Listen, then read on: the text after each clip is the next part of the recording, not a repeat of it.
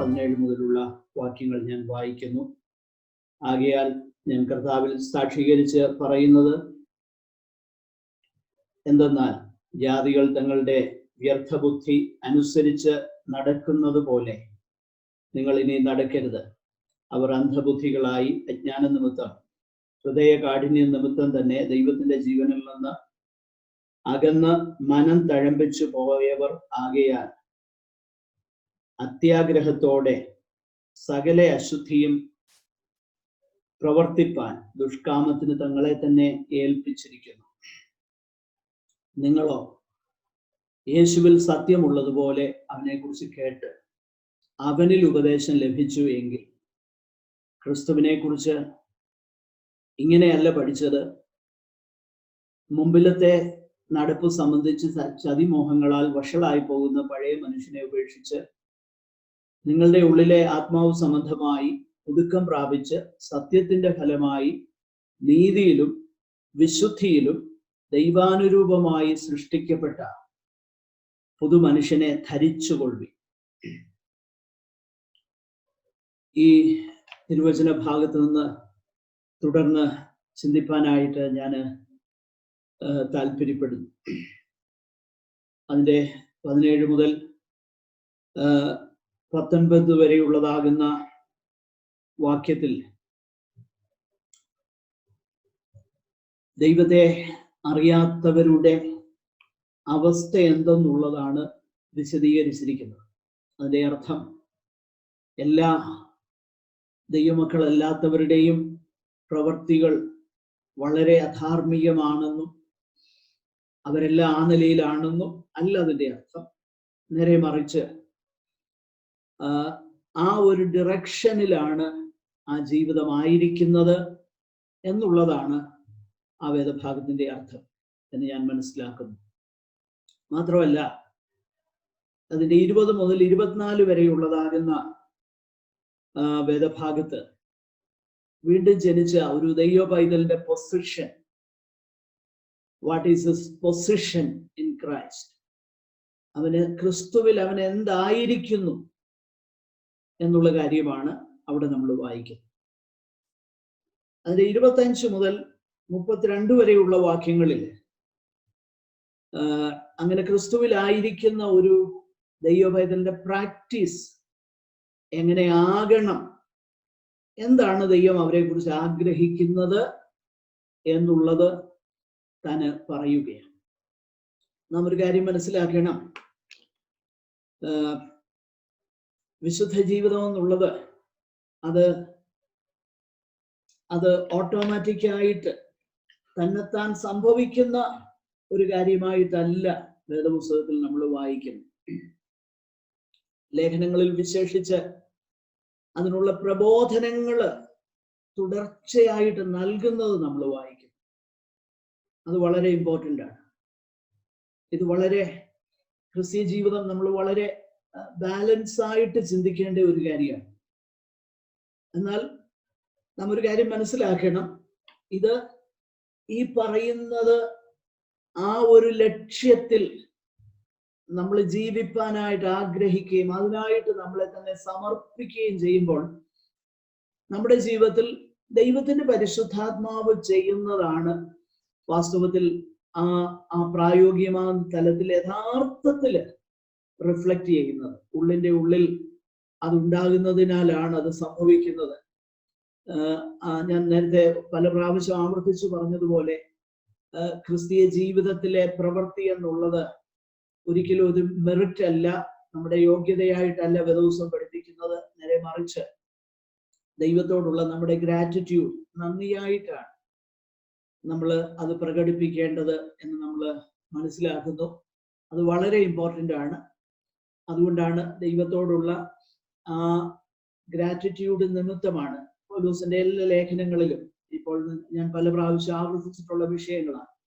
ദൈവത്തിന്റെ മനസ്സലിവ് ഓർപ്പിച്ച് ഞാൻ നിങ്ങളെ പ്രബോധിപ്പിക്കുന്നത്, നിങ്ങളുടെ ശരീരങ്ങളെ ബുദ്ധിയുള്ള ആരാധനയായിട്ട് ദൈവത്തിന് സമർപ്പിപ്പീൻ എന്ന് നമ്മൾ വായിക്കുന്നു. ആകട്ടെ, അപ്പോൾ അത് വളരെ പ്രധാനപ്പെട്ടതാണ്.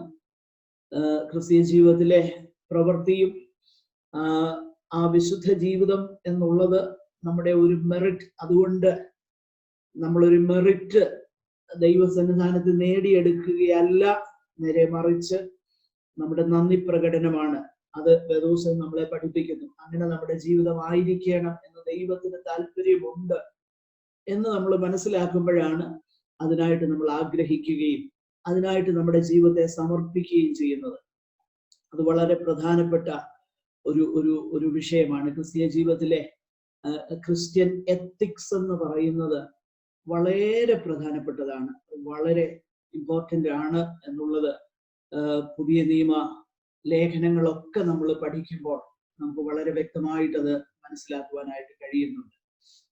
ആകട്ടെ, നമ്മൾ ഇത് പറയുമ്പോൾ ആദ്യമായിട്ട് ജാതികളെ കുറിച്ച് നമ്മൾ എങ്ങനെ നടക്കരുത്, എങ്ങനെ നടക്കാൻ പാടില്ല, എങ്ങനെയാണ് ജാതികള് നടക്കുന്നത് എന്നുള്ളത് പൗലോസ് ആദ്യം പറയുകയാണ്. ഒന്ന് രണ്ട് കാര്യങ്ങൾ പറഞ്ഞ് പെട്ടെന്ന് ഞാൻ മുൻപോട്ട് വരാം. അവിടെ നമ്മൾ വായിക്കുന്ന, ആകയാൽ ഞാൻ കർത്താവിൽ സാക്ഷീകരിച്ച് പറയുന്നത് എന്തെന്നാൽ, ജാതികൾ തങ്ങളുടെ വ്യർത്ഥ ബുദ്ധി അനുസരിച്ച് നടക്കുന്നത് പോലെ നിങ്ങൾ ഇനി നടക്കരുത്. എന്താണ് ഈ വ്യർത്ഥ ബുദ്ധി എന്നുള്ളതിനാൽ അർത്ഥമാക്കുന്നത്? എന്താണ് വേദപുസ്തകം അത് നമ്മളെ പഠിപ്പിക്കുന്നത്? അത് നമ്മൾ ഫ്യൂട്ടൈൽ, അത് മറ്റ് ഭാഷാന്തരങ്ങളൊക്കെ വായിച്ചു നോക്കിക്കഴിഞ്ഞാൽ, പ്രത്യേകിച്ച് എൻ്റെ കൈവശമുള്ള ഒരു ഭാഷാന്തരത്തിൽ അതിങ്ങനെയാണ് നമ്മൾ വായിക്കുന്നത്: in the futility of their minds എന്ന് പറഞ്ഞാൽ, സത്യത്തിൽ ദൈവത്തെ കൂടാതെയുള്ള ജീവിതം, ദൈവത്തെ കൂടാതെയുള്ള ജീവിതം അത് യഥാർത്ഥത്തിലുള്ള ഒരു ലക്ഷ്യ ബോധമില്ലാത്ത ഒരു ജീവിതമാണ്. എയിമില്ല ജീവിതത്തിൽ, പ്രത്യേകിച്ച് എയിം ഒന്നുമില്ല. ആ പ്രത്യേകിച്ച് എയിം ഇല്ലാത്തത് കൊണ്ട് തന്നെ മനുഷ്യർ അവരുടെ സകല എനർജിയും മറ്റു പലതിലേക്കും അവര് തിരിക്കാറുണ്ട്. ഉദാഹരണത്തിന് നമ്മളൊരു കാര്യം മനസ്സിലാക്കണം, ലോകത്തിലെ ഏറ്റവും ധനികര് ദൈവമക്കളൊന്നുമല്ല. ഏറ്റവും സമ്പന്നരായിട്ടുള്ളവരൊക്കെ ദൈവത്തെ അറിയാത്തവർ തന്നെയാണ്. അപ്പൊ പക്ഷേ അവര് ഈ അനേക, പ്രത്യേകിച്ച് അങ്ങനെയുള്ള അവസ്ഥയിൽ നിന്നൊക്കെ രക്ഷിക്കപ്പെട്ടു വന്നിട്ടുള്ളവരുടെ സാക്ഷ്യം നമ്മൾ കേട്ടിട്ടുണ്ട്. നമുക്ക് തന്നെ അറിയാം. അത് എന്തെല്ലാം ചെയ്താലും, എന്തൊക്കെ ചെയ്താലും, at the end of the day ജീവിതത്തിൽ ഒരു ശാന്തിയോ ഒരു സമാധാനമോ ഒരു ലക്ഷ്യബോധമോ ഇല്ലാതെ, എല്ലാം ഉണ്ടെങ്കിലും ഒരു ലക്ഷ്യമില്ലാതെ, എന്തിനു വേണ്ടിയിട്ടാണ് ഞാൻ ഇങ്ങനെ ജീവിക്കുന്നത് എന്ന് സ്വയം ചോദിച്ചിട്ടുള്ള, പിന്നീട് ദൈവമക്കളായിട്ടുള്ള അനേകരെ കുറിച്ച് നമുക്കറിയാം. അപ്പൊ അതാണ് ഇവിടെ ആക്ച്വലി പൗലോസ് പറയുന്ന ഒരു കാര്യം. കാരണം പ്രത്യേകിച്ച് ഒരു എയിമില്ല, പ്രത്യേകിച്ച് ഒരു എയിമില്ല, എയിമില്ലാതെ ജീവിക്കുകയാണ്.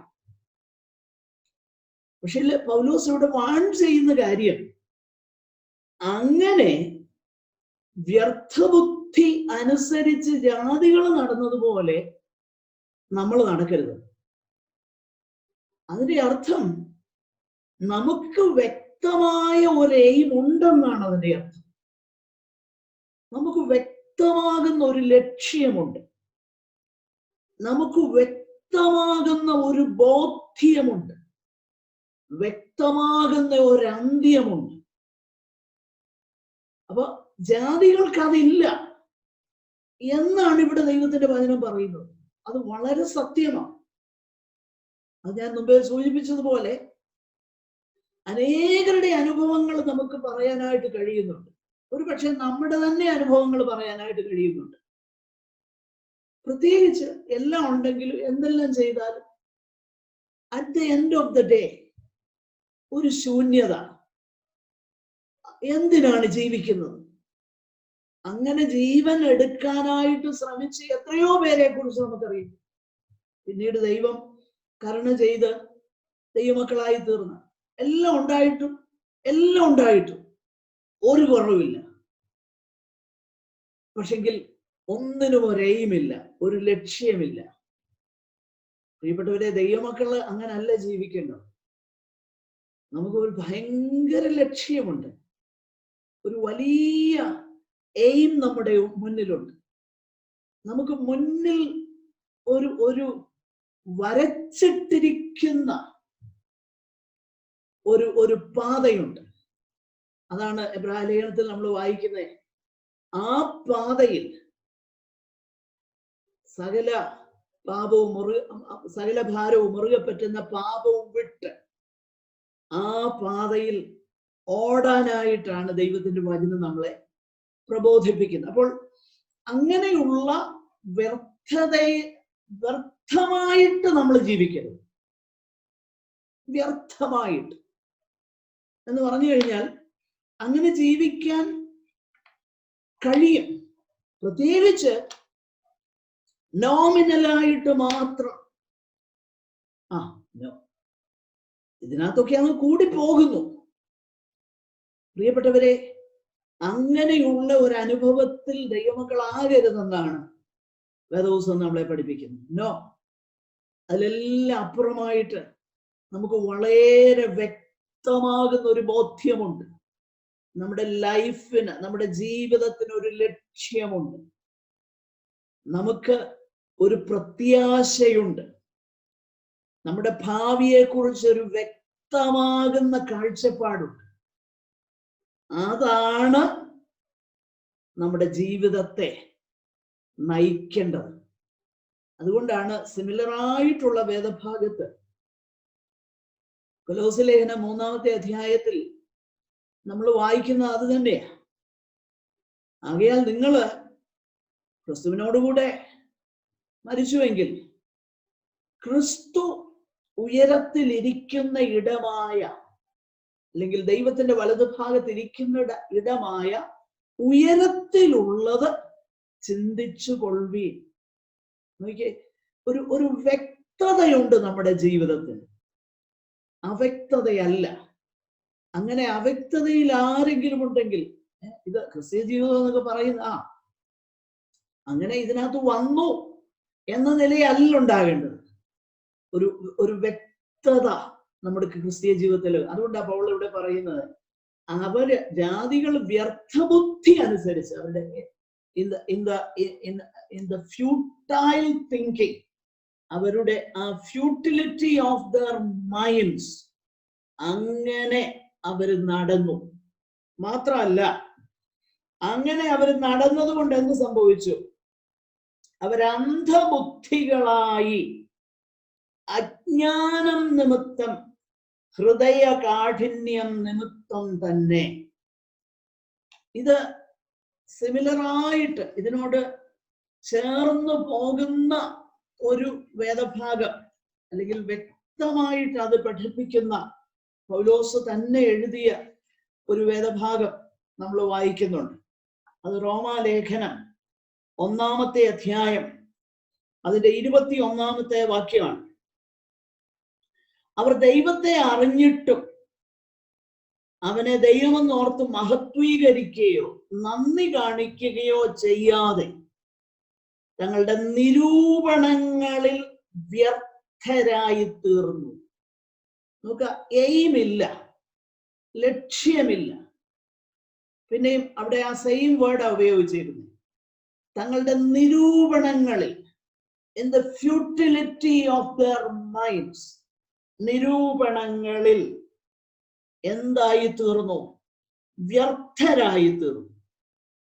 അത് സംഭവിച്ചു കഴിഞ്ഞപ്പോൾ അടുത്ത സ്റ്റെപ്പ്, അവരുടെ വിവേകമില്ലാത്ത ഹൃദയം ഇരുണ്ടുപോയി. അത് തന്നെയാണ് ഇവിടെ നമ്മൾ കാണുന്നത്. അവർ അന്ധബുദ്ധികളായി ഡാർക്കൻഡ് ആയിപ്പോയി. വിവേകമില്ലാത്ത ഹൃദയം ഇരുണ്ടുപോയി. ദൈവത്തെ അറിയാത്ത ആ ഒരു അവസ്ഥയെ കുറിച്ചാണ് നമ്മൾ ഇവിടെ കാണുന്നത്. റോമാലേഖനത്തിൽ അതിന്റെ മുകളിലത്തെ വാക്യത്തിൽ നമ്മൾ വായിക്കുന്നത് അതിങ്ങനെയാണ്: ദൈവത്തിന്റെ കോപം വെളിപ്പെടുന്നു എന്ന് പറഞ്ഞിട്ട്. എന്തുകൊണ്ടാ ദൈവത്തിന്റെ കോപം വെളിപ്പെടുന്നത് എന്ന് പറയുമ്പോൾ, ദൈവത്തെക്കുറിച്ച് അറിയാകുന്നത് അവർക്ക് വെളിവായിരിക്കുന്നു, ദൈവം അവർക്ക് വെളിവാക്കി എന്ന് പറയുമ്പോൾ, ദൈവത്തെക്കുറിച്ചുള്ളതാകുന്ന പൊതുവായ വെളിപ്പാടിനെ കുറിച്ചാണ് പറയുന്നത്. പൊതുവായ വെളിപ്പാട്, പ്രകൃതിയിൽ ഒക്കെ ഉള്ളതാകുന്ന ആ വെളിപ്പാട് അത്രയും വെളിപ്പാട്. പക്ഷെങ്കിൽ അതിനെ ഇഗ്നോർ ചെയ്ത് മുൻപോട്ട് പോകുമ്പോൾ സംഭവിക്കുന്ന ഒരു കാര്യമാണ് ഇവിടെ നമ്മൾ കാണുന്നത്. അവരുടെ ഹൃദയം, നമ്മൾ വായിക്കുന്നത്, അവർ അന്ധബുദ്ധികളായി അജ്ഞാനം നിമിത്തം ഹൃദയ കാഠിന്യം. അടുത്ത സ്റ്റെപ്പ് ഹൃദയ കാഠിന്യം. നോക്കുക, ഫ്യൂട്ടിലിറ്റി, ലക്ഷ്യമില്ലായ്മ, പിന്നെ ഡാർക്കൻഡ് ആകുന്നു. അതിൻ്റെ അടുത്തത് നമ്മൾ വായിക്കുന്നത് അവർക്ക് ഹൃദയ കാഠിന്യം ഉണ്ടാകും. ഹൃദയം കഠിനപ്പെട്ട് കഴിഞ്ഞാൽ നമ്മൾ അടുത്തതായിട്ട് അവിടെ വായിക്കുന്നത് ഇങ്ങനെയാണ്: അവർ ദൈവത്തിന്റെ ജീവനിൽ നിന്ന് അകന്ന് മനം തഴമ്പിച്ചുപോയി. ദൈവത്തിന്റെ ജീവനിൽ നിന്ന് അകന്ന് മനം തഴമ്പിക്കുകയാണ്. നോക്കണം, ഒരു ഒരു ഒരു ദൈവത്തിന്റെ ഒരു ജനറൽ റെവലേഷൻ മനുഷ്യൻ ഡിസ്റിഗാർഡ് ചെയ്തപ്പോ, അതാണ് ദൈവത്തെക്കുറിച്ച് അറിവാകുന്നത് ദൈവം അവർക്ക് വെളിപ്പെടുത്തി കൊടുത്തു. ആ ജനറൽ റെവലേഷനെ അവര് ഡിസ്റിഗാർഡ് ചെയ്തപ്പോ ഉണ്ടാകുന്ന ആ സ്റ്റെപ്പുകളാണ് നമ്മൾ അവിടെ വായിക്കുന്നത്. റോമാലേഖനം നമ്മൾ വായിച്ചു കഴിഞ്ഞാൽ, ദൈവത്തിന്റെ കോപം എന്ന് പറഞ്ഞേച്ച്, കോപം എന്നൊക്കെ പറയുമ്പോൾ നമ്മൾ പൊതുവെ ചിന്തിക്കുന്നത് വലിയ ഒരു മഹാമാരിയൊക്കെ ദൈവത്തിന്റെ കോപത്തിന്റെ പ്രതീകങ്ങളായിട്ട് വരും. അത് മറ്റൊരു വിഷയം. എന്നാൽ അതിനെക്കുറിച്ചല്ല റോമാലേഖനത്തിൽ നമ്മൾ വായിക്കുന്നത്. നമ്മൾ റോമാലേഖനത്തിൽ വായിക്കുന്നത് എന്തെന്നറിയാമോ? ദൈവം അവരെ കൈവിട്ടെന്ന വായിക്കും. അവരെ ഏൽപ്പിച്ചു കൊടുത്തു. God gave them over. എന്താ സംഭവിച്ചത്? ദൈവത്തിന്റെ വെളിപ്പാട് ഡിസ്റിഗാർഡ് ചെയ്തപ്പോ ഹൃദയം ഇരുണ്ടുപോയി, മനസാക്ഷി തഴമ്പിച്ചു. ദൈവം അവരെ God gave them over. റോമാലേഖനം 1-ാം അധ്യായം നമ്മൾ വായിച്ചറിയാം, 3 പ്രാവശ്യം ആവർത്തിച്ച് എഴുതിയിട്ടുണ്ട്. God gave them over. God gave them over. ദൈവം അവരെ വിട്ടുകളഞ്ഞു, ദൈവം അവരെ ഏൽപ്പിച്ചു കൊടുത്തു. എന്തിനാ ഏൽപ്പിച്ചു കൊടുത്തത്? ഏൽപ്പിച്ചു കൊടുത്ത മറ്റൊന്നിനുമല്ല, കൂടുതൽ ഈവിളിലേക്ക് അവർ വീഴുകയാണ്. പ്രിയപ്പെട്ടവരെ, ഞാൻ പലപ്പോഴും പറയാറുള്ള ഒരു കാര്യം, സത്യത്തിൽ നമ്മൾ ഭയക്കേണ്ടത് എന്താണെന്നറിയാം? നമ്മൾ ഭയക്കേണ്ടത് ദൈവത്തിന്റെ ശിക്ഷണങ്ങളെ അല്ല ഭയക്കേണ്ടത്. ദൈവം നമ്മളെ ദൈവം ആഗ്രഹിക്കുന്ന അവസ്ഥയിലേക്ക് കൊണ്ടുവരുവാൻ അവിടുന്ന് ഉപയോഗിക്കുന്ന, നമ്മൾക്ക് ശരിക്കും നമ്മളെ പിഞ്ച് ചെയ്യുന്ന പല കാര്യങ്ങളുണ്ട്. നമ്മൾ പലപ്പോഴും അതാ ഭയപ്പെടുന്നത്. അതല്ല ഭയപ്പെടേണ്ടത്. ഭയപ്പെടേണ്ടത് ഏതാണെന്നറിയാമോ? നമ്മൾ എങ്ങനെ ജീവിച്ചാലും ഒരു കുഴപ്പവും ഇല്ലാതിരിക്കുന്ന അവസ്ഥയാണ് ഭയപ്പെടുന്നത്. ഞാൻ പറയുന്നത് മനസ്സിലാകുന്നുണ്ടോ? നമ്മൾ ഭയപ്പെടേണ്ടത് നമ്മൾ എങ്ങനെ ജീവിച്ചാലും നമുക്ക് ഒരു കുഴപ്പമില്ല, ഒരു പ്രശ്നവും ഇല്ലാതിരിക്കുന്ന, in spite of a God displeasing life, one's life goes undisturbed. ഒരു കുഴപ്പമില്ല, അത് കൂടുതൽ ഭയക്കണം. അതാ നമ്മൾ ഭയക്കേണ്ടത്. എന്നാ ദൈവം, നമ്മൾ മുമ്പേ പാടിയ പാട്ടെഴുതിയ ആ കർത്താവിന്റെ ദാസൻ പറഞ്ഞ ഒരു കാര്യമുണ്ട്. അതായത് നമ്മള് രണ്ടാമത് പാടിയ പാട്ട് ഇനിമേൽ എനിക്കില്ലോർ ഭയം, സാധു കൊച്ചുകുഞ്ഞ് ഉപദേശിയുടെ പാട്ടാണ്. അപ്പൊ ആ കർത്താവിന്റെ ദാസനെ കുറിച്ച് ഞാൻ കേട്ടിട്ടുള്ള ഒരു കാര്യം, എനിക്കത് വിചിത്രമായിട്ട് തോന്നി. അന്ന് അത് വിചിത്രമായിട്ട് തോന്നിയെങ്കിലും പിന്നീട് ഞാൻ അത് ചിന്തിച്ചപ്പോൾ അദ്ദേഹത്തിന്റെ ആ പോയിന്റ് ഓഫ് വ്യൂവിൽ നിന്ന് അത് വളരെ കൃത്യമായിട്ട് തോന്നി. അതായത് മറ്റൊന്നുമല്ല, അദ്ദേഹം ഒത്തിരി പ്രയാസങ്ങൾ അനുഭവിച്ച ഒരു മനുഷ്യനാണ്. ഞങ്ങളുടെ അയൽപക്കക്കാരനാണ്.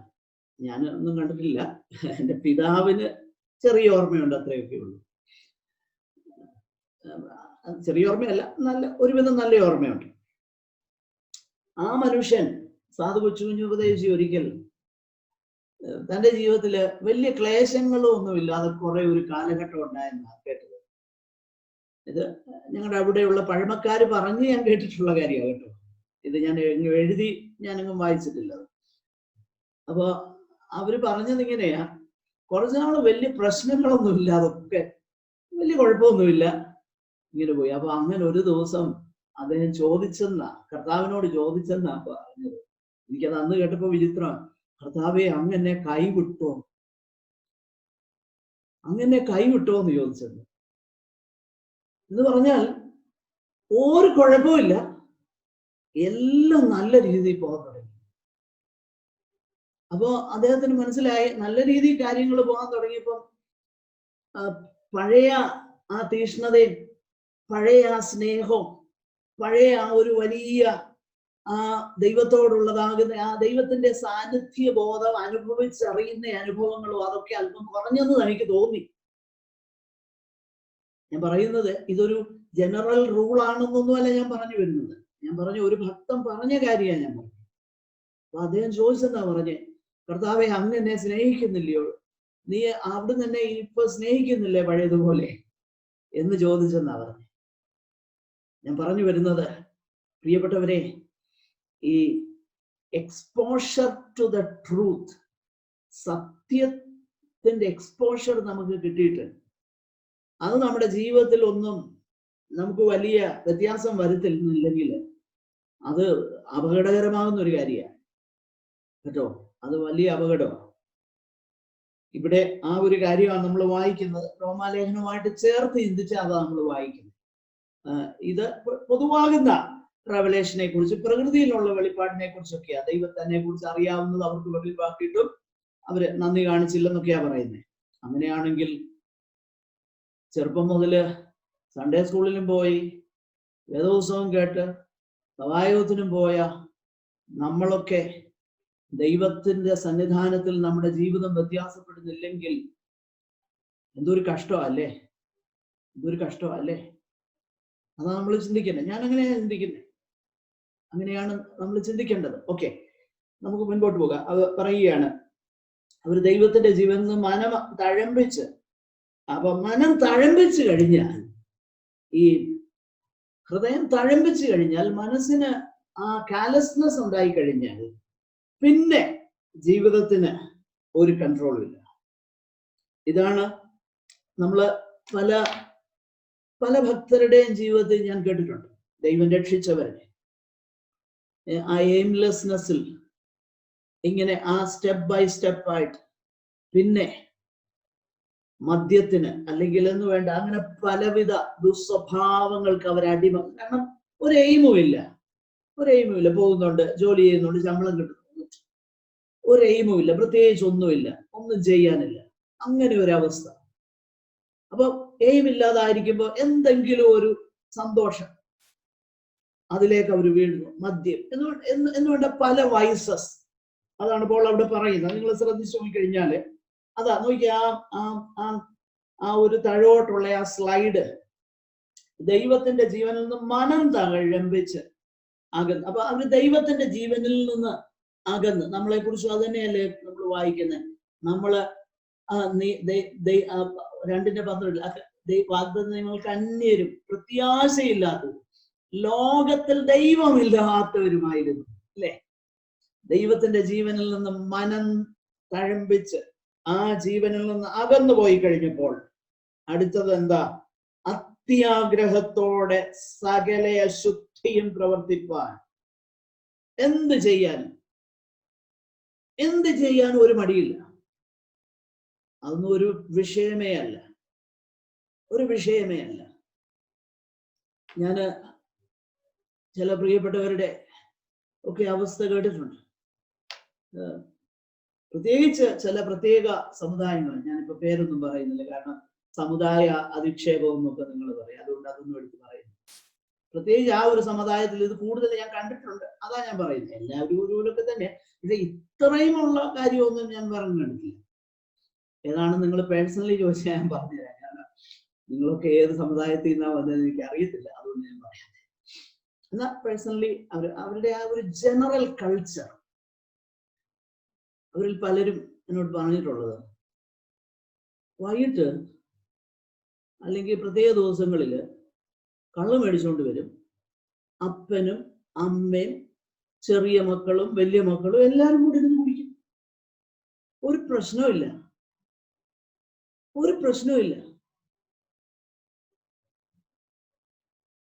നോക്കുക, അതൊന്നും ഒരു വിഷയമേ അല്ല.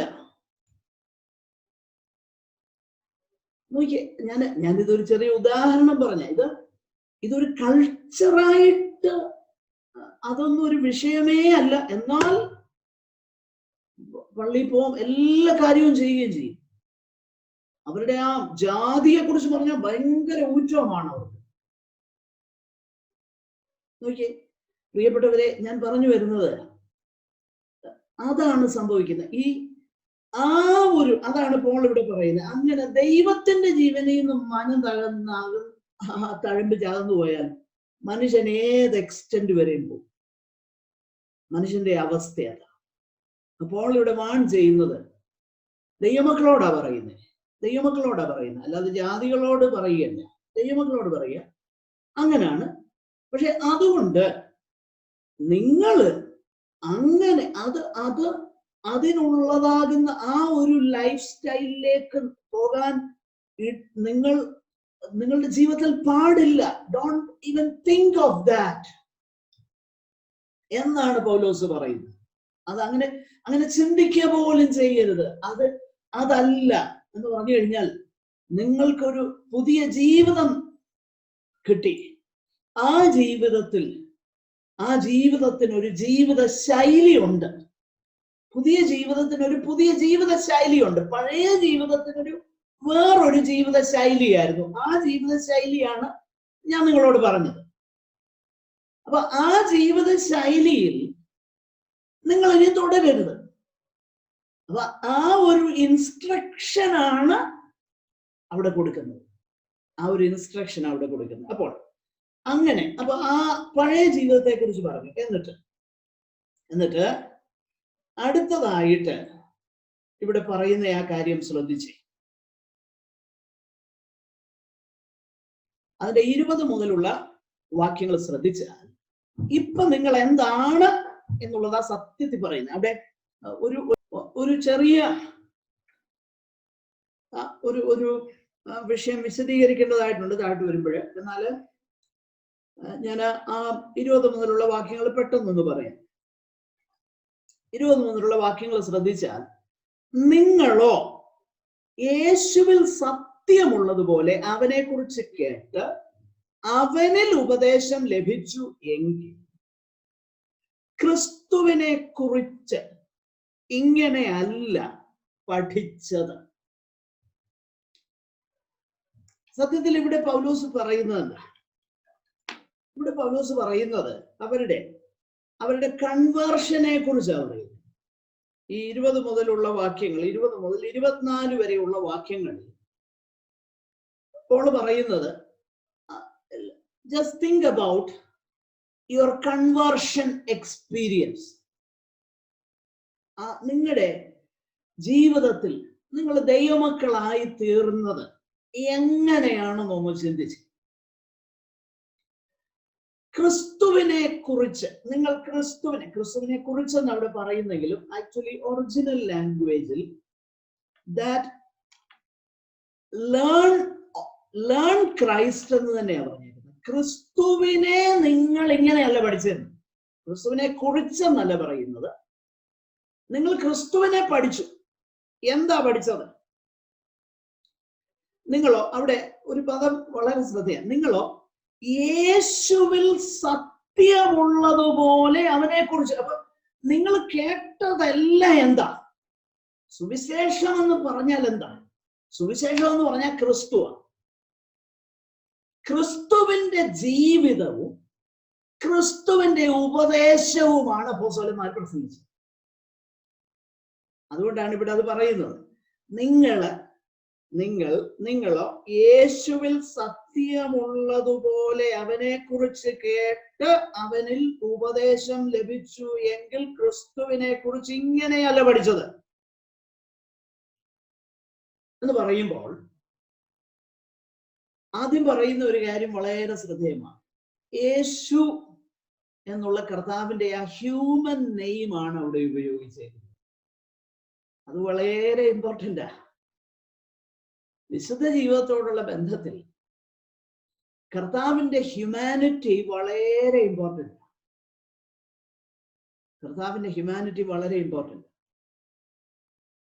കർത്താവിന്റെ മനുഷ്യത്വം അത് വളരെ, കർത്താവ് ഒരു മനുഷ്യൻ എന്ന നിലയിൽ, സമ്പൂർണ്ണ മനുഷ്യൻ എന്ന നിലയിൽ. അപ്പൊ ക്രിസ്തീയ ജീവിതത്തിൽ ക്രിസ്തീയ ജീവിതത്തിന്റെ ആകെത്തുക എന്ന് പറഞ്ഞാൽ ക്രിസ്തുവാണ്. അതായത് നമ്മളെ ക്രിസ്തുവിന്റെ മരണം നിമിത്തം നമുക്ക് രക്ഷയുണ്ടായി, അത് ശരി. എന്നാൽ ക്രിസ്തീയ ജീവിതത്തിന്റെയും രഹസ്യം എന്താ? അത് ക്രിസ്തുവാണ്. അതാണ് പൗൽ പറയുന്ന ഒരു കാര്യം ഇവിടെ. നിങ്ങളോ യേശുവിൽ, നസറേനാകുന്ന യേശുവിൽ, യേശു ആരാണ് എന്ന കാര്യമാണ് നിങ്ങൾ കേട്ടത്. The human Jesus. ആ യേശുവിനെയാണ് അപ്പോസ്തലന്മാര് പ്രസംഗിച്ചതും പഠിപ്പിച്ചതും. അപ്പൊ ക്രിസ്തുവിന്റെ ഹ്യൂമാനിറ്റിയെ കുറിച്ച് തന്നെ നമ്മൾ പഠിക്കുമ്പോൾ നമ്മളൊരു കാര്യം മനസ്സിലാക്കണം. യേശു കർത്താവ് ഈ ഭൂമിയിൽ, കർത്താവിന്റെ ആ പെർഫെക്റ്റ് ലൈഫ്, അത് രണ്ട് ആസ്പെക്ട് അതിനുണ്ട്. ഒന്ന്, കർത്താവ് നമുക്ക് വേണ്ടി ജീവിച്ചു എന്നുള്ളത് വളരെ പ്രസക്തമാണ്. രണ്ട് എന്ന് പറഞ്ഞാൽ കർത്താവ് സകലവും നിവൃത്തിയാക്കി കർത്താവിന്റെ ജീവിതത്താൽ. അതേ സമയം കർത്താവിന്റെ ജീവിതം നമ്മുടെ മാതൃകയാണ്. ഈ രണ്ട് നിലയിലും യേശുവിന്റെ മനുഷ്യത്വം വളരെ ഇമ്പോർട്ടൻ്റ്. അതുകൊണ്ട് യേശു എന്ന പദം തന്നെ, ആ ഹ്യൂമൻ നെയിം, നസറേനാകുന്ന യേശുവിൽ. അപ്പോ ക്രിസ്തുവുമായിട്ട്, അതുകൊണ്ടാണ് ഒരുവൻ ക്രിസ്തുവിലായാൽ അവൻ പുതിയ സൃഷ്ടി. ഇവിടെ അഗൈൻ ആ പുതിയ സൃഷ്ടി വരുന്നുണ്ട്. 2-ാമത്തെ അധ്യായത്തിലും ആ സൃഷ്ടിയെ കുറിച്ച് നമ്മൾ വായിക്കുന്നു. 2 കൊരിന്ത്യർ 5:17 നമ്മൾ വായിക്കുന്നുണ്ട്, ക്രിസ്തുവിൽ ആയാൽ അവൻ പുതിയ സൃഷ്ടി. പിന്നെ ഗലാത്യർ 2:20 നമ്മൾ വായിക്കുന്നു,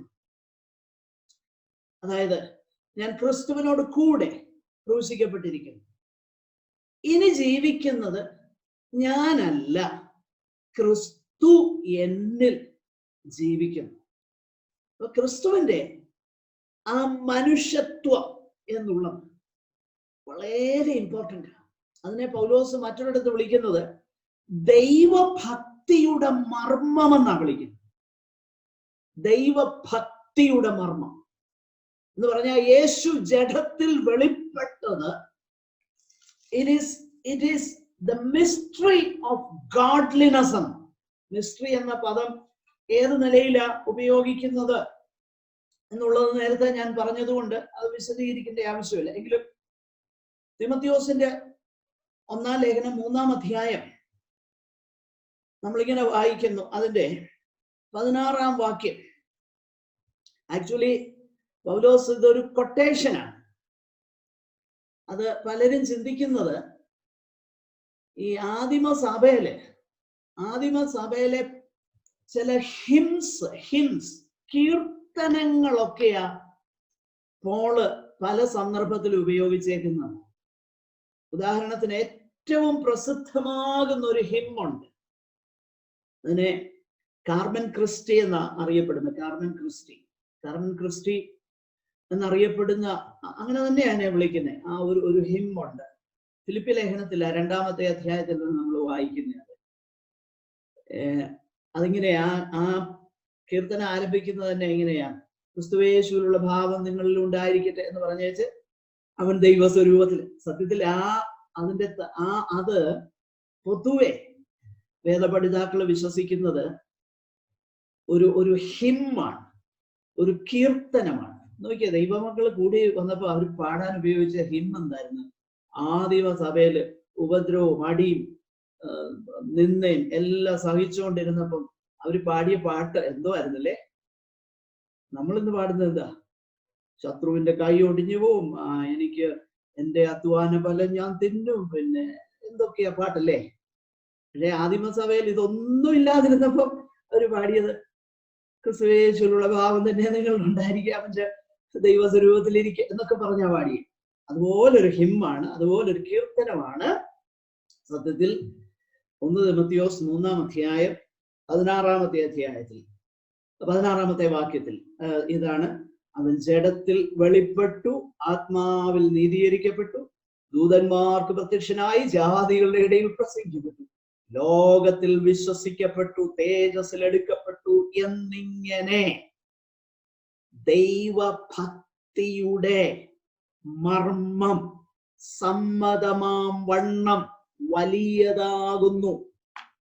ദൈവഭക്തിയുടെ മർമ്മം, ദ മിസ്റ്ററി ഓഫ് ഗോഡ്ലിനെസ്. എന്താ മിസ്റ്ററി ഓഫ് ഗോഡ്ലിനെസ്? ഓള് പറയുക, അവൻ ജഡത്തിൽ വെളിപ്പെട്ടത് എന്ന് പറഞ്ഞുകൊണ്ടാ തുടങ്ങുന്നത്. എന്ന് പറഞ്ഞാൽ എന്നെ നിങ്ങളെയും പോലെ ഫ്ലഷ് ആൻഡ് ബ്ലഡ് ആയിട്ട് കർത്താവ് ഇവിടെ വെളിപ്പെട്ടത്. ആ ഫ്ലഷ് ആൻഡ് ബ്ലഡ് ആയിട്ട് കർത്താവ് ഇവിടെ വെളിപ്പെട്ടപ്പോൾ മനുഷ്യ സാദൃശ്യത്തിൽ യേശു കർത്താവ് ഈ ജഡത്തിൽ വെളിപ്പെട്ടപ്പോൾ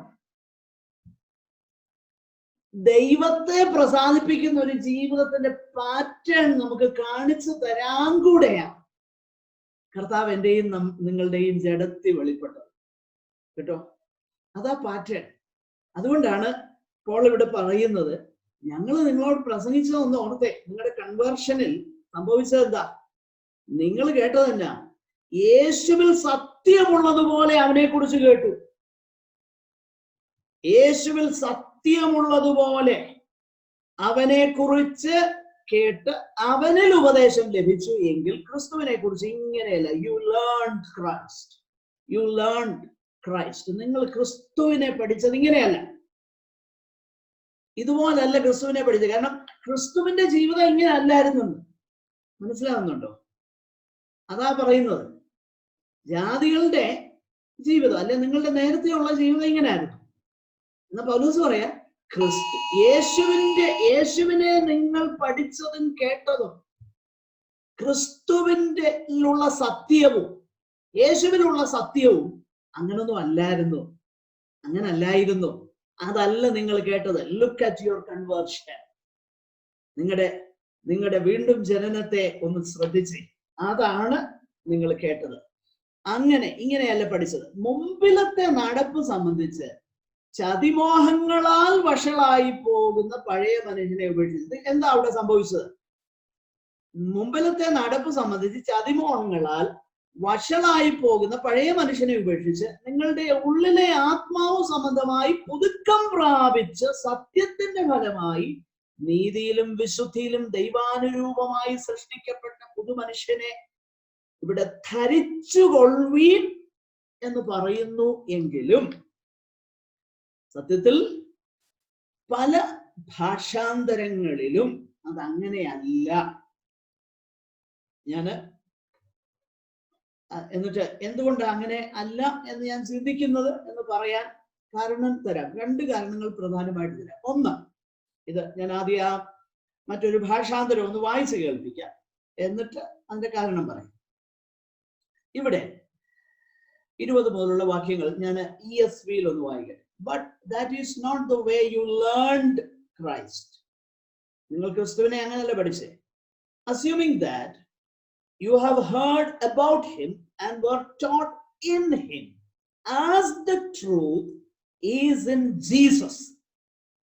നിങ്ങൾ ക്രിസ്തുവിനെ ഇങ്ങനെയല്ല പഠിച്ചത്. പക്ഷെങ്കിൽ നിങ്ങൾ യേശുവിൽ സത്യമുള്ളതുപോലെ, യേശു എന്താണോ അതാണ് നിങ്ങൾ പഠിച്ചത്. എന്നിട്ട് അങ്ങനെ പഠിച്ചപ്പോൾ as the truth is in Jesus, to put off your old self എന്ന് പറഞ്ഞാൽ ആ മാനസാന്തരത്തിന്റെ ആ സുവിശേഷം കേട്ടപ്പോൾ അപ്പോസ്തലന്മാർ പറഞ്ഞെന്താ? റിപ്പന്റ്, മാനസാന്തരപ്പെടുക, സുവിശേഷത്തിൽ വിശ്വസിക്കുക. റിപ്പന്റ്, പഴയതിനെ ഉപേക്ഷിക്കുക. ഉപേക്ഷിച്ചേച്ച് നോക്കിയേ, എന്നിട്ട് ആ പുതിയതിനെ ധരിക്കുന്നു. അത് നിങ്ങളിൽ സംഭവിച്ച കാര്യമാണ്. അതാണ് പറയുന്നത് to put off your old self. അതുകൊണ്ടാണ് മറ്റൊരിടത്ത് പറയുന്നത് ഞാൻ ക്രിസ്തുവിനോട് കൂടെ ക്രൂശിക്കപ്പെട്ടിരിക്കും.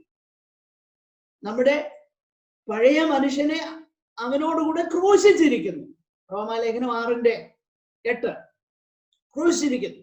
അതേസമയം തന്നെ നിങ്ങൾ ക്രൂശിപ്പീൻ എന്ന് പറയുന്ന അത് ഹോളിനെസ്സിനോടുള്ള ബന്ധത്തില് അതെന്താണെന്ന് ഇപ്പം വിശദീകരിക്കാൻ നേരമില്ല. എന്നാൽ മറ്റേത് ഒരു സംഭവിച്ച വസ്തുതയായിട്ടാണ് പോൾ പറയുന്നത്. ഇനി അവിടെ നമ്മൾ ശ്രദ്ധിക്കേണ്ട ഒരു കാര്യം, അങ്ങനെ to put off your old self which belongs to your former manner of life, പഴയ രീതി അനുസരിച്ച്, and is corrupt, അത് കറപ്റ്റ് ആയിരുന്നു, അത് വഷളായി പോകുന്ന, ഡിസീറ്റ്ഫുൾ, ചതിമോഹങ്ങളാൽ വഷളായി പോകുന്ന ഒരു പഴയ മനുഷ്യനെ, ആ മനുഷ്യനെയാണ് നിങ്ങൾ ഉപേക്ഷിച്ചത്. എന്നിട്ട് എന്താണ് അടുത്തതായിട്ട് സംഭവിച്ചത്? and to be renewed in the spirit of your minds, നിങ്ങളുടെ ഉള്ളിൽ പുതുക്കം പ്രാപിക്കുന്ന, ശ്രദ്ധിക്കുന്ന ആ പദപ്രയോഗം, ഉള്ളിൽ പുതുക്കം പ്രാപിക്കുന്ന. അടുത്തത്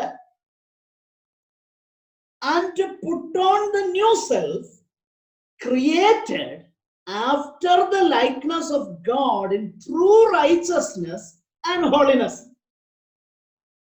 അപ്പോൾ എന്താ സംഭവിച്ചത്? നിങ്ങളുടെ കൺവേർഷനിൽ സംഭവിച്ചത് ചതിമോഹങ്ങളാൽ വഷളായി പോകുന്ന ആ പഴയ മനുഷ്യനെ ഉപേക്ഷിച്ചിട്ട് ഒരു പുതിയ മനുഷ്യൻ. ആ പുതിയ മനുഷ്യൻ എന്താ? ആ പുതിയ മനുഷ്യൻ ഒരു പുതിയ സൃഷ്ടിയാണ്. ആ പുതിയ സൃഷ്ടിയുടെ സവിശേഷത എന്താ? അത് ദൈവാനുരൂപമായി സൃഷ്ടിക്കപ്പെട്ട ഒരു പുതിയ മനുഷ്യനാണ്. ശ്രദ്ധിക്കണം, ദൈവാനുരൂപമായി സൃഷ്ടിക്കപ്പെട്ടത്. ഈ പദപ്രയോഗം മറക്കരുത്. എവിടാ ഉള്ളതെന്ന്? ഉൽപ്പത്തി പുസ്തകത്തിലാ ഉള്ളത്. ഓർക്കുന്നോ? നാം നമ്മുടെ സ്വരൂപത്തിലും, നമ്മുടെ ഇമേജ് ആൻഡ് ലൈക്ക്നെസ്, സ്വരൂപത്തിലും സാദൃശ്യത്തിലും മനുഷ്യനെ സൃഷ്ടിക്കുക എന്ന് പറഞ്ഞാൽ അതിന്റെ അർത്ഥം എന്താ? നമ്മൾ ആരും ചിന്തിക്കുക, ഓഫ് കോഴ്സ്, കാരണം അദൃശ്യനാകുന്ന ദൈവത്തിന് നമ്മെ പോലെ കാലുണ്ട്, കൈയുണ്ട് എന്നുള്ള, ഓഫ് കോഴ്സ് ദൈവത്തിന്റെ ആന്ത്രോമോർഫോ എന്ന് പറയുന്ന ഒരു പദമുണ്ടല്ലോ, അങ്ങനെയുള്ള ലാംഗ്വേജ് ഉപയോഗിച്ചിട്ടുണ്ട്. ദൈവത്തിന്റെ കൈയെ കുറിച്ചും കണ്ണിനെ ഒക്കെ ഉണ്ട്. ഓക്കെ, അതൊക്കെ അവിടെ നിൽക്കട്ടെ, ദാറ്റ് തിങ് അപ്പാർട്ട്. പക്ഷെ പ്രധാനമായിട്ട് സ്വരൂപവും സാദൃശ്യവും എന്നൊക്കെ പറഞ്ഞു കഴിഞ്ഞാൽ ദൈവത്തിന്റെ മോറൽ ലൈക്ക്നെസ് ആണ് അതിൽ അർത്ഥമാക്കുന്നത്. Moral likeness. ഇവിടെ ഈ പുതു സൃഷ്ടിയിൽ എന്നാ സംഭവിക്കുന്നത്? അവിടെ തന്നതെന്താ? ഒരു പുതിയ മനുഷ്യനെ ധരിപ്പാനായിട്ട് തന്ന ആ പുതിയ മനുഷ്യൻ ദൈവത്തിന്റെ അനുരൂപതയുള്ള ഒരു പുതിയ മനുഷ്യനാണ് നമുക്ക് തന്നത്. എന്താണ് ആ അനുരൂപത? നീതിയും വിശുദ്ധിയുമാണ് ആ മനുഷ്യൻ. അതിലാണ് അവൻ ദൈവത്തോട് അനുരൂപമായിരിക്കുന്നത്. അപ്പൊ ബീയിങ് ബോൺ അഗെയിൻ എന്നൊക്കെ പറഞ്ഞാൽ, ന്യൂ ലൈഫ് എന്നൊക്കെ പറഞ്ഞാൽ ഇതാ പുതിയ സൃഷ്ടി.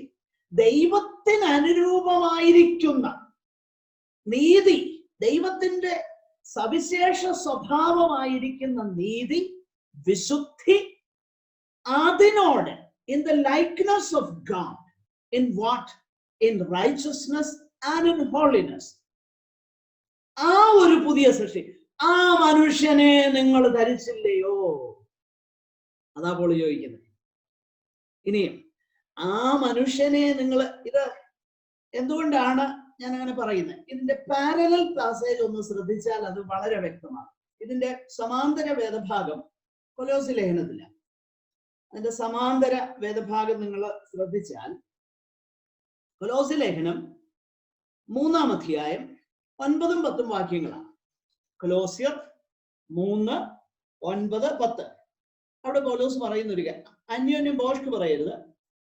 എന്നിട്ട് പറയുക, എന്നാ പറയരുതെന്ന് പറയുന്നേ, ഞാനത് പറയാൻ കാരണം എന്നാ, എന്റെ സമാന്തര വേദഭാഗമാണേ. അന്യോന്യം ഭോഷ്ക് പറയരുത്. ഇത് തന്നെ പിന്നീട് പൗലോസ് ഇവിടെ പറയുന്നുണ്ട് താഴെ. എന്നാ ഇവിടെ ഇത് മറ്റൊരു നിലയിൽ ധനാദ്യം പറയുക, അന്യോന്യം ഭോഷ്ക് പറയരുത്. നിങ്ങൾ പഴയ മനുഷ്യനെ അവന്റെ പ്രവൃത്തികളോടുകൂടെ ഉരിഞ്ഞു കളഞ്ഞ്, കാരണം എന്താ? നിങ്ങൾ അന്യോന്യം ഭോഷ്ക് പറയരുത് എന്ന് പറയാൻ കാരണം എന്താ? ആ ഇൻസ്ട്രക്ഷൻ കൊടുക്കാൻ കാരണം എന്നാ? അതിന്റെ കാരണം മറ്റൊന്നുമല്ല, നിങ്ങൾ പഴയ മനുഷ്യനെ അവന്റെ പ്രവൃത്തികളോടുകൂടെ ഉരിഞ്ഞു കളഞ്ഞ് തന്നെ സൃഷ്ടിച്ചവന്റെ പ്രതിമ പ്രകാരം പരിജ്ഞാനത്തിൽ പുതുക്കം പ്രാപിക്കുന്ന പുതിയ മനുഷ്യനെ ധരിച്ചിരിക്കുന്നുവല്ലോ. കണ്ടോ? പുതിയ മനുഷ്യനെ ധരിച്ചിരിക്കുന്നുവല്ലോ. It is already, it is a past thing. If you are truly born again, ജാതികൾ വ്യർത്ഥബുദ്ധി അനുസരിച്ച് നടന്ന പോലെ നടക്കരുത്. കാരണം എന്നാ? പുതിയ മനുഷ്യനെ ധരിച്ചിരിക്കുന്നു. കാരണം മാത്രമല്ല, ഈ പുതിയ മനുഷ്യനെ ധരിക്കുമ്പോ എന്താ? യേശുവിലുള്ള സത്യം പോലെ ക്രിസ്തുവിനെ അങ്ങനെ പഠിച്ചത്, ക്രിസ്തുവിനെ കണ്ടു, ക്രിസ്തുവിനെയാ കേട്ടത്, ആ ഉപദേശമാ ലഭിച്ചത്. പിന്നെ ഒരു പുതിയ മനുഷ്യൻ സത്യത്തിന്റെ ഫലമായി നീതിയിലും വിശുദ്ധിയിലും ദൈവാനുരൂപമായി സൃഷ്ടിക്കപ്പെട്ട പുതിയ മനുഷ്യനെ ധരിച്ചു. മാത്രമല്ല, ഈ മനുഷ്യന്റെ സവിശേഷത, it is being renewed inside. അകത്ത് റിന്യൂവൽ ഉണ്ടായിക്കൊണ്ടിരിക്കുകയാണ്. അതാണ് നമ്മൾ വായിക്കുന്നത്. അതിന്റെ 23-ാമത്തെ വാക്യം, നിങ്ങളുടെ ഉള്ളിലെ ആത്മാവ് സംബന്ധമായി പുതുക്കം പ്രാപിച്ച്, ഇറ്റ് ഈസ് ബീയിങ് റിന്യൂഡ്, പുതുക്കിക്കൊണ്ടിരിക്കുക. ഇത് തന്നെയല്ലേ നമ്മൾ വായിക്കുന്നത് റോമാലേഖനത്തിൽ? ഈ ലോകത്തിന് അനുരൂപമാകാതെ നന്മയും പൂർണ്ണതയുമുള്ള ആ ദൈവഹിതം ഇന്നതെന്ന് തിരിച്ചറിയേണ്ടതിന് മനസ്സ് പുതുക്കി ബീയിങ് റിന്യൂഡ്. അപ്പൊ ഈ മനുഷ്യന്റെ പ്രത്യേകത എന്നാ? ഈ മനുഷ്യൻ ദൈവാനുരൂപമായി സൃഷ്ടിക്കപ്പെട്ട ഒരു പുതിയ മനുഷ്യനെ എന്നെ ധരിപ്പിച്ചെന്ന് മാത്രമല്ല, ഉള്ളിൽ ഇറ്റ് ഈസ് ദൈവത്തിന്റെ പരിശുദ്ധാത്മാവ് ഉള്ളത് കൊണ്ട്, കാരണം അത് ആത്മാവ് സംബന്ധമായിട്ട് ദൈവത്തിന്റെ പരിശുദ്ധാത്മാവിനെ എന്നിൽ തന്നുകൊണ്ട് ബീയിങ് റിന്യൂ ചെയ്തുകൊണ്ടിരിക്കുക. പ്രിയപ്പെട്ടവരെ, ഇഫ് ട്രൂലി ബോൺ അഗെയിൻ ആയിട്ടുള്ള ഒരു ദൈവ പൈതലിന് ആത്മാവിന്റെ ശബ്ദത്തെ മറികടന്ന് for a period of time, ചിലപ്പം അതൊക്കെ സാധിച്ചെന്ന് വരാം, പക്ഷെ അൾട്ടിമേറ്റ്ലി പറ്റത്തില്ല. അവന് പറ്റുകയില്ല. കാരണം ആത്മാവ് എന്ത് ചെയ്യുമെന്നറിയാമോ? ആത്മാവ് അവനെ ഉള്ളിൽ വലിയ പ്രശ്നമാണ്. അത് പറ്റുകയില്ല. കാരണം അതാണ് ഇവിടെ സംഭവിക്കുന്നത്. കാരണം ഉള്ളിൽ എന്ത് സംഭവിക്കുകയാണ്? ഉള്ളിൽ പുതുക്കം പ്രാപിക്കുക. എന്തിനാ? ദൈവാനുരൂപമായി സൃഷ്ടിക്കപ്പെട്ട ഒരു പുതിയ മനുഷ്യനെ നമ്മളെ ധരിപ്പിച്ചു. ഇത് പറഞ്ഞാണ് താഴോട്ട് പറയുന്നത്, ആകയാൽ. അപ്പൊ രണ്ടാമത്തെ കാര്യം, അപ്പൊ നിങ്ങൾ ഇങ്ങനെ ധരിച്ചിരിക്കുന്നത് കൊണ്ട് ആകയാൽ ബോഷ്ക്ക് ഉപേക്ഷിച്ച് ഓരോരുത്തൻ തന്റെ കൂട്ടുകാരനോട് സത്യം സംസാരിപ്പിക്കും. നോക്കിയേ, എന്തോ ഇൻസ്ട്രക്ഷൻ ആയില്ലേ? ആ ഇൻസ്ട്രക്ഷന്റെ ഒക്കെ ബേസ് എന്താ? യേശുവിലുള്ള സത്യം. ക്രിസ്തുവിനെ നിങ്ങൾ ഇങ്ങനെയാ പഠിച്ചത്. നിങ്ങളുടെ കൺവേർഷൻ എക്സ്പീരിയൻസിൽ ഇതാണ് സംഭവിച്ചത്. അതേസമയം നിങ്ങളുടെ കൺവേർഷൻ രണ്ട് രീതിയിൽ അവിടെ പറഞ്ഞിരിക്കുന്നു. ഒന്ന്, നിങ്ങൾ ധരിച്ചു, നിങ്ങൾ ഉപേക്ഷിച്ചു എന്നൊക്കെ പറയുമ്പോൾ അതിന്റെ മറുവശം ഒരു പുതിയ സൃഷ്ടി. അതാരാ? ദൈവം സൃഷ്ടിച്ച്. ദൈവത്തിന്റെ സൃഷ്ടിയാ. ഗോഡ്, ദൈവം. ഇതിനൊക്കെ കാരണഭൂതനാരാ? ദൈവമാണ്. ദൈവം അതിന് കാരണഭൂതൻ. എന്നാൽ അതേസമയം അത് ബിലീവ് ചെയ്യുവാൻ, അത് ഏറ്റെടുക്കുവാൻ, അത് ഉപേക്ഷിക്കാൻ, അതിനൊക്കെ കാരണമായി തീർന്നാരാ? അത് പുതിയ സൃഷ്ടി. ദൈവം അത് ചെയ്തത് കൊണ്ട് ദൈവത്തിന്റെ കരുണ എത്ര. അപ്പൊ അതുകൊണ്ട് പറയുകയാണ്, ഡോണ്ട് ലിവ്. ഞാൻ സാക്ഷീകരിച്ച് പറയാം, ഡോണ്ട് ലിവ്. അതുപോലെ ജീവിക്കണ്ട. ജീവിക്കാൻ ഒരു നല്ല പ്രമാണം നമുക്കുണ്ട്. ജീവിക്കാൻ ഒരു നല്ല അനുഗ്രഹിക്കപ്പെട്ട എന്ന് പറഞ്ഞാൽ നമുക്ക് ബേർഡൻ തരാത്ത. എന്തുകൊണ്ടാ ബേർഡൻ തരാത്ത? അവന്റെ കൽപ്പനകൾ ഭാരമുള്ളതല്ല. എന്തുകൊണ്ടാ ഭാരമുള്ളതല്ലെന്ന് പറയുന്നതിന്റെ കാര്യം? പഴയ നിയമത്തിന്റെ കൽപ്പനയൊക്കെ എന്താ? അത് അപ്പോസ്തലനായ യാക്കോബ് തന്നെ പറഞ്ഞത്, നമുക്ക് പോലും ചുമക്കാൻ വയ്യാത്ത ഭാരമുള്ള ചുമടൻ എന്തിനാ ജാതികളുടെ മേൽ കെട്ടിവെക്കുന്നതിനായി എന്ന് പറഞ്ഞാൽ മനുഷ്യന്റെ ഇതൊന്നും ആണല്ലേ. എന്നാൽ അതേസമയം തന്നെ അവന്റെ കൽപ്പനകൾ ഭാരമുള്ളവയല്ല എന്ന് പറയാനുള്ള കാരണം, it is given in context of love and a relationship. ക്രിസ്തുവുമായിട്ടുള്ള റിലേഷൻഷിപ്പിൽ, ക്രിസ്തുവുമായിട്ടുള്ള ബന്ധത്തിൽ, ക്രിസ്തുവിനെ പഠിക്കുന്നതിൽ, ആ ഒരു കോണ്ടെക്സ്റ്റിലാണ് ഇതെല്ലാം തന്നേക്കുന്നത്. അപ്പൊ അതുകൊണ്ട് പറയുക, ഡോണ്ട് ലിവ്. അത് പണ്ട് ജീവിച്ച പോലെ ജീവിക്കാനല്ല. ദൈവം നമ്മളെ വിളിച്ചത് ഒരു ഉന്നതമാകുന്ന വിളിയാ, അനുഗ്രഹിക്കപ്പെട്ട വിളിയാ. അതിനായിട്ട് നമ്മളെ തന്നെ സമർപ്പിക്കാൻ ദൈവം നമുക്ക് കൃപ തരട്ടെ. ക്രിസ്തീയ ജീവിതം ഏറ്റവും അനുഗ്രഹിക്കപ്പെട്ടതാണ്. അതിനായിട്ട് ദൈവ സന്നിധാനത്തിൽ നമ്മെ സമർപ്പിക്കാം. കർത്താവ് വചനങ്ങളാൽ നമ്മെ അനുഗ്രഹിക്കട്ടെ. സഹോദരന്മാരുടെ